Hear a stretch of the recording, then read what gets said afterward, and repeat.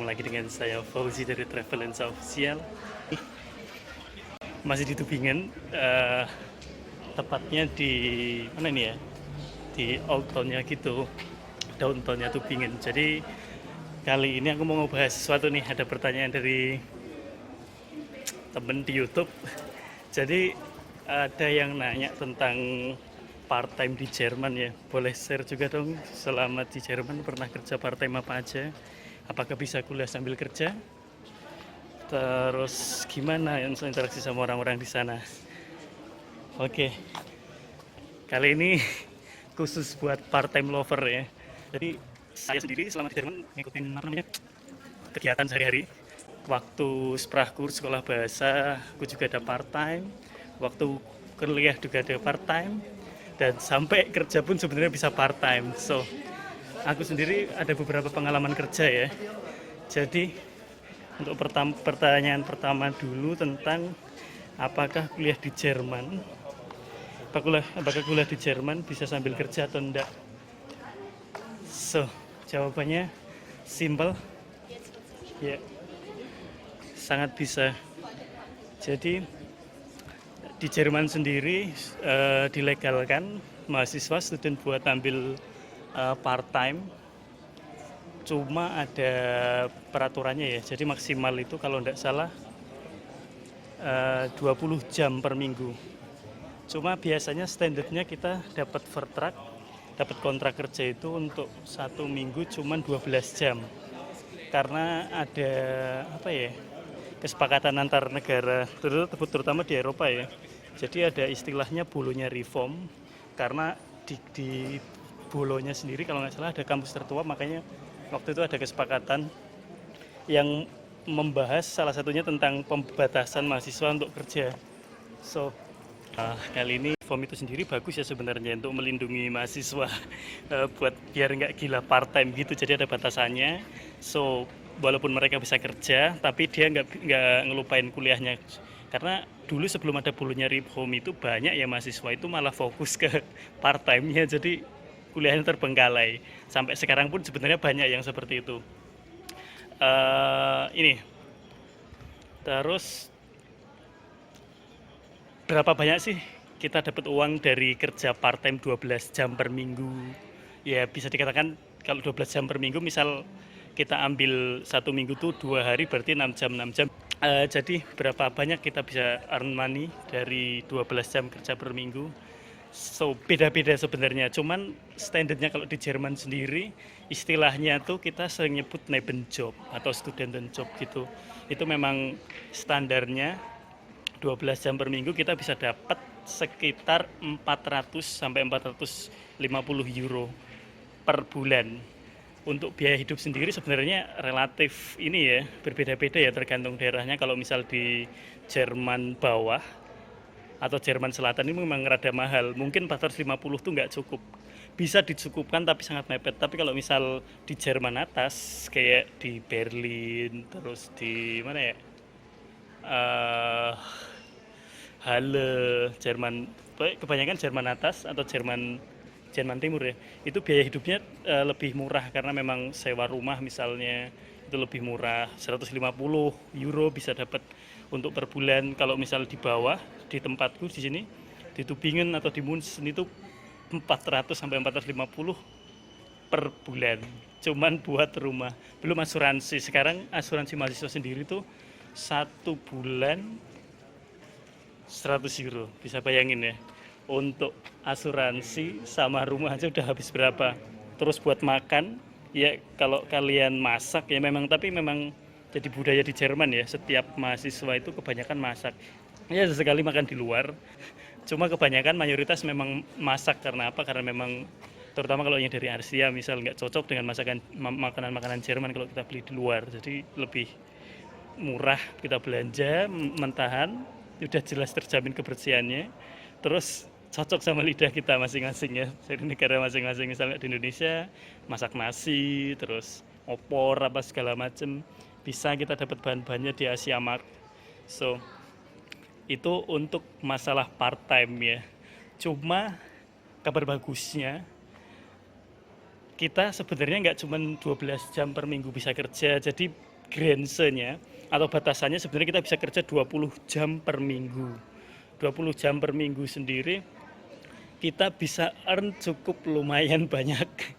Kayak misal aku pernah di salah satu supermarket terbesar di Eropa ya, dia ada ratusan cabang di Eropa dan karyawannya ada 3 ribuan. Nah itu kalau kita dapat 20 jam per minggu, kita bisa dapat antara 1000 sampai 1400 euro. Keren kan? Cuman kadang banyak yang iri kalau pegawai-pegawai tetapnya gitu kan, kayak mereka kerjanya lebih banyak, tapi earn money-nya cuma selisih sedikit. Misal kalau mahasiswa itu dalam 20 jam per minggu bisa dapat bisa dapat sampai 1.200 sampai 1.400 euro per bulannya ya. Sedangkan yang full time yang katakanlah 40 jam per minggu 2 kali lipat lebih banyak, mereka cuma earn 1.700, 2.000. Kenapa bisa selisihnya sedikit padahal jam kerjanya 2 kali lipat lebih banyak? Ya karena kita nggak perlu bayar tax, kita nggak kena pajak. Aku sendiri pernah kerja di beberapa tempat ya, nggak cuma di satu tempat gitu. Waktu pertama datang ke Frankfurt, aku dapat kerja di pabrik Continental. Itu produksi elektronik controller buat ini rem mobil gitu. Kita produksi buat BMW, Porsche, Mercedes. Ada juga orderan dari Jepang kalau nggak salah, Toyota sama apa gitu aku lupa. Itu kalau misal di kota besar itu lebih loker ya, dalam artian lebih banyak kesempatan kerja, lowongannya lebih banyak di perusahaan kecil, perusahaan gede. Terus kita bisa earn money juga lebih banyak karena memang bisa juga kayak semacam kerja gelap. Misal kita dalam 1 bulan kita cuma bisa dapat 450 euro kalau itu yang standar 12 jam per minggu. Juga kita bisa nyari kerja sampingan yang tadi saya bilang gelap. Jadi kita bisa ngambil kerjaan lain, misal di restoran atau apa. Itu banyak agennya sih, kayak semacam outsourcingnya. Jadi mereka gimana ya? Mereka bisa ngebagi-bagi jam kerjanya orang yang dia punya jam kerja terdaftar di situ, tapi dia nggak bisa kerja. Jadi kita bisa make jam kerjanya orang lain gitu. Nah itu udah urusannya si ini ya, udah urusannya yang ngurusin outsourcingnya gitu. Kita tinggal kerja aja. Jadi kalau misal kita punya waktu, ya aku mau kerja nih bos, minta sekian jam seminggu, itu gila. Bisa dikatakan nggak ada batasnya. Dalam 1 bulan kita benar-benar bisa full kerja gitu, bisa dapat 1.000-2.000 euro gitu. Cuman memang ini ya rada riskan kalau misal ada kontrolan lagi, kita lagi apes, misal kadang ada ini kayak rahasia gitu. Misal kita kerja di restoran terus didatengin tuh sama bohode, sama dari dinas pekerjaan lah istilahnya. Nah itu mereka kontrol kita bener nggak nih, resmi nggak nih. Nah kalau pas apes kayak gitu ya udah. Terus pernah itu waktu di Frankfurt ya. Jadi bagi kalian yang pengen dapat kerjaan, maksudnya kalau misal kalian studinya memang ngandelin uang dari part-time gitu ya, aku saranin sih tinggal di kota gede, kota besar. Memang biaya hidupnya relatif lebih banyak, cuman kesempatan kerjanya juga jauh lebih banyak di situ. Kita bisa earn money lebih dari cukup untuk kebutuhan biaya hidup keseharian, bayar kuliah, buat biaya traveling juga. Terus waktu itu aku dari Frankfurt terus pindah ke Regensburg ya.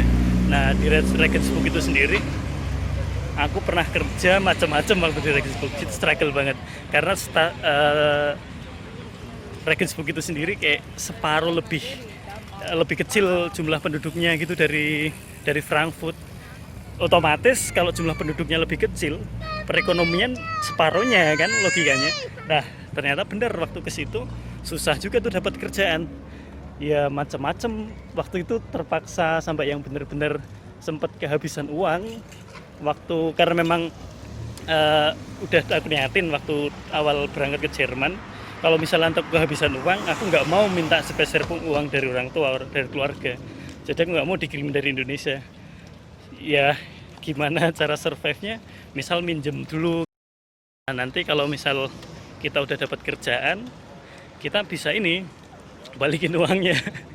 Terus waktu awal di ini ya, waktu awal di Regensburg nyari kerjaan susah banget, akhirnya ada lowongan tuh bersih-bersih ini apa kayak jaga di toilet station, kayak bener-bener ada perusahaannya. Kalau kalian ke Jerman atau ke ini ke Belanda misal, pokoknya di Eropa lah, itu kayak perusahaan apa ya, dia penyedia toilet umum gitu di stasiun, di bandara, di mana nama perusahaannya tuh Sanifair kalau nggak salah. Nah tapi itu bukan toilet yang jorok ya, toiletnya tuh bener-bener proper. Kalau aku bilang dia bener-bener bersih dan apa ya, uh, kayak udah serba otomatis gitu.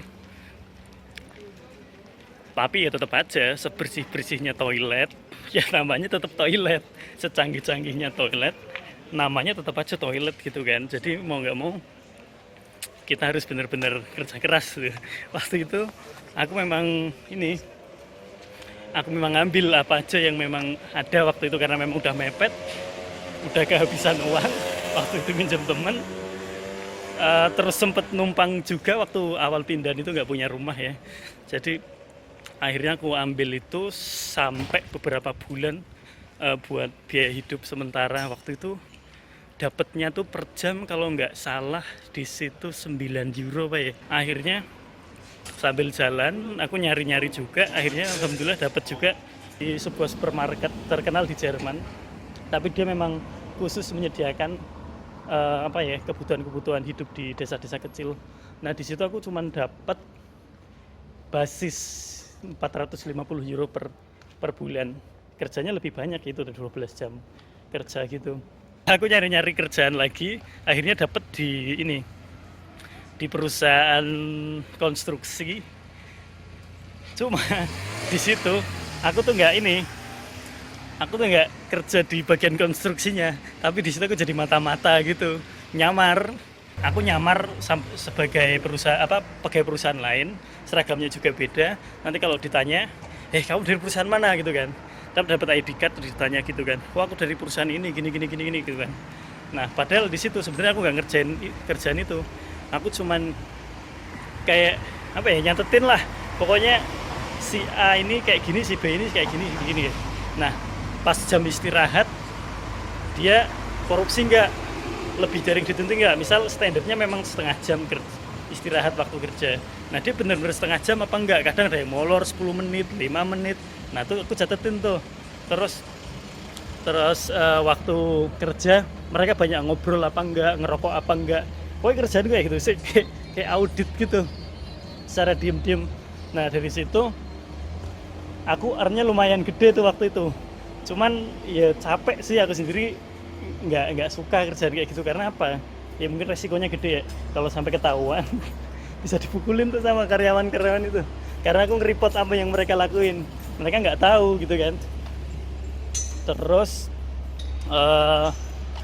selain itu, oh ya, untuk dapat kerjaan kayak gitu tuh gimana caranya? Kalau di Jerman sendiri ada namanya website untuk kerjaan part time gitu, paling gampang tuh di ini eBay Kleinanzeigen. Jadi di situ eBay Kleinanzeigen.de atau Kleinanzeigen, aku lupa. Itu di situ banyak banget lowongan-lowongan macam-macam, dari tukang bersih-bersih, terus bantu-bantu pindahan apa segala macam, itu bisa buat tambahan. Jadi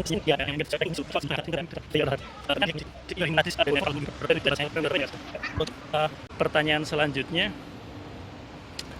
ya, gimana sih interaksi kita sebagai apa ya, pendatang gitu dengan orang warga asli di Jerman? Oke, interaksi orang Jerman sendiri sesama orang Jerman ya di Jerman itu berbeda banget sama orang-orang di Indonesia. Kalau di Indonesia tuh kan kita ngangkring, kita ke burjo, baru ketemu bentar, nggak kenal, bisa ngobrol, apalah ada aja bahan yang bisa diobrolin. Kalau di Jerman ya ada satu dua, cuman mayoritas tuh nggak mau mereka kayak gitu.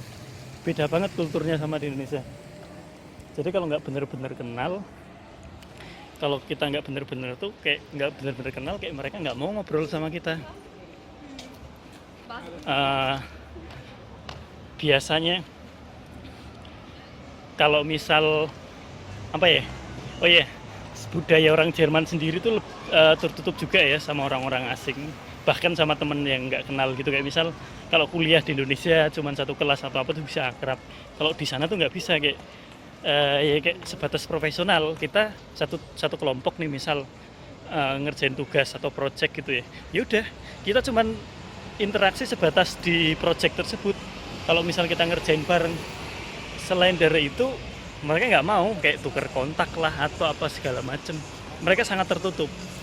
Nggak tahu kalau misal di Belanda atau di UK ya, karena aku belum pernah sharing. Juga mungkin nanti kalau misal ada temenku yang dari UK atau Belanda bisa takut tanya-tanya gimana kultur di sana. Kalau di Jerman itu tertutup, jadi susah banget buat ngedapetin temen. Misal event kita udah satu kelas gitu, satu project. Terus selain itu ini apa namanya, kita disarankan sih, aku sendiri nyaranin kalau memang pengen ke Jerman, karena kita bahasanya di bahasa Jerman, aku saranin tetap belajar bahasa Jerman. Even kuliahmu itu pakai bahasa Inggris, karena memang kalau misal kalian nggak belajar bahasa Inggris, kalau kalian nggak belajar bahasa Jerman, itu susah buat dapet kerjaan di sini.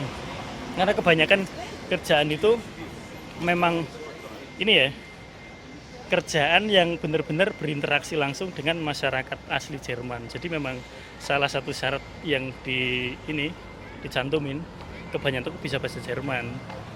Ada sih yang kita cuma bisa bahasa Inggris dapat kerjaan, itu kebanyakan di kota gede dan kerjanya tuh kayak di bandara misal gitu, atau jadi customer service khusus buat ini apa yang internasional.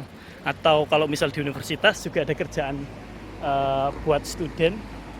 Misal aku di informatika gitu ya, aku kuliah di informatika itu Tübingen.